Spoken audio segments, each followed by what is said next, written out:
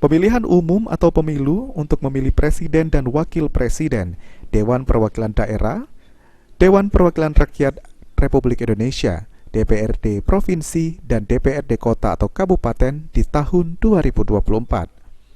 Warga negara Indonesia pada hari ini, 14 Februari 2024, secara serentak akan menyalurkan hak pilih suaranya untuk menentukan masa depan negara ini, dan berlaku untuk semua orang yang mempunyai hak pilih. Tidak terkecuali bagi warga binaan Lembaga Permasyarakatan atau Lapas Perempuan kelas 2A Kota Palembang.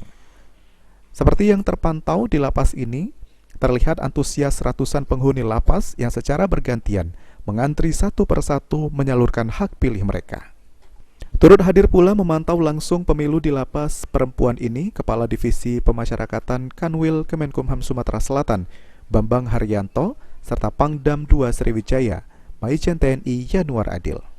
Pangdam 2 Sriwijaya mengatakan, kehadiran dirinya ke lapas perempuan ini guna melihat langsung proses pemilihan bagi tahanan perempuan yang ada di lapas ini. Lihat pelaksanaan Pilpres di lapas perempuan. Jadi saya ingin melihat langsung bagaimana pelaksanaan.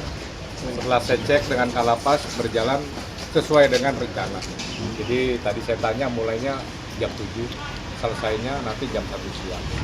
Jadi saya lihat juga para tahanan nanti sangat antusias dalam melaksanakan pemilu tahun 2024. Mudah-mudahan partisipasi pemilu di seluruh wilayah Provinsi Sumsel lebih besar dari pemilu-pemilu yang lain.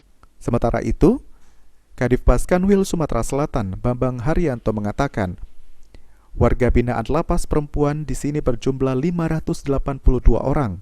Namun, yang bisa menyalurkan hak suaranya ada 432 orang. Sisanya masih anak-anak dan data NIK-nya tidak tervalidasi.